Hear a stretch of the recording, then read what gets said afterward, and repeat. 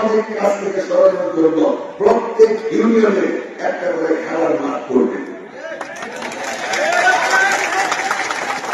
সম্মানিত এলাকাবাসী, আমাদের মাননীয় প্রধানমন্ত্রী, আপনারা শুনছেন এই রাষ্ট্রের টাকা, জনগণের টাকা বাঁচানোর জন্য এই প্রথম ঘোষণা দিচ্ছে বিএনপির কোন এমপি ট্যাক্স বিহীন কোন গাড়ি নিবে না।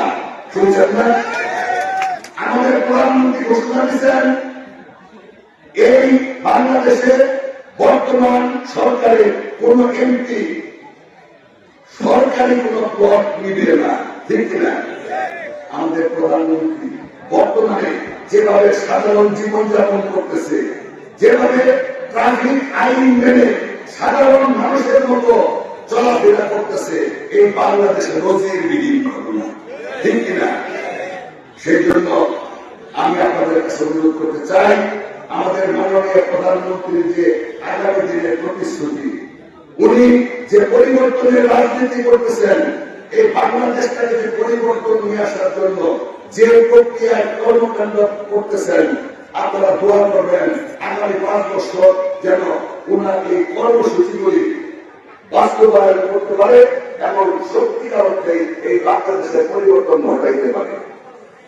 সম্মানিত এলাকাবাসী, আমি আর বক্তব্য দীর্ঘায়িত করবো না।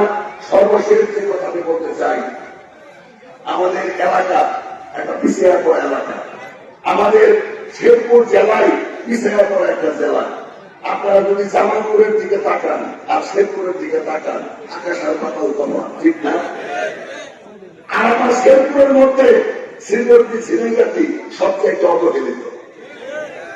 লক্ষাধিক মন্ত্রী ছিল জানতে বাড়িতে, শেরপুরে হুইপ ছিল, কিন্তু শ্রীবর্তী ঝিনাইগাতিতে গত 15.5 বছরে তেমন কোন চোখে পড়ার মতো উন্নয়ন হয় নাই।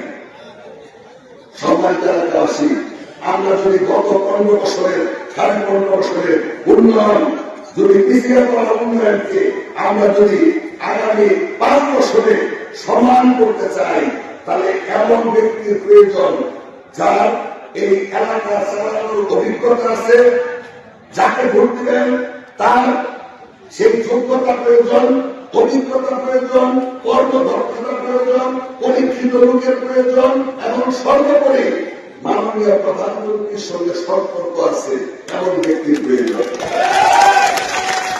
আমার বিরোধী দলের এমপি দিয়ে কিছুই হয় না, হয় এটা গরিব দেশ।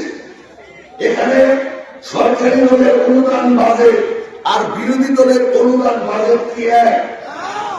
আপনারা অনেক বিরোধী দলের উপজেলা চেয়ারম্যান দেখছেন, এমপি দেখছেন, তাদের কাজ কি? সারা বছর সালাম দেয়া সালাম দেয়, আর লাল চা খাওয়ায় আর ক্ষমা চায়। ঠিক না? বলে যে আমি বিরোধী দলের লোক, আমি কোন বরাদ্দ পাই না, আপনারা ভোট দিচ্ছিলেন, মাফ করে দিয়ে, তাই তো বলে। তো সম্মানিত এলাকাবাসী, সেই জন্য আমি আপনাদের কাছে অনুরোধ করতে চাই, 12 তারিখের নির্বাচনের পূর্বে আপনার পরিবারে, আপনার আত্মীয় স্বজনের মধ্যে যারা দাঁড়িপাল্লার দিকে একটু ঝুঁকছিল, দাঁড়িপাল্লার দিকে ভোট দেওয়ার কথা চিন্তা করছিল, দাঁড়িপাল্লার দিকে যাদের একটু আবেগ অনুভূতি তৈরি হয়েছিল, তাই না? 12 তারিখের আগে দয়া করে তাদেরকে অনুরোধ করে বোঝায়া উন্নয়নের স্বার্থে, এলাকার স্বার্থে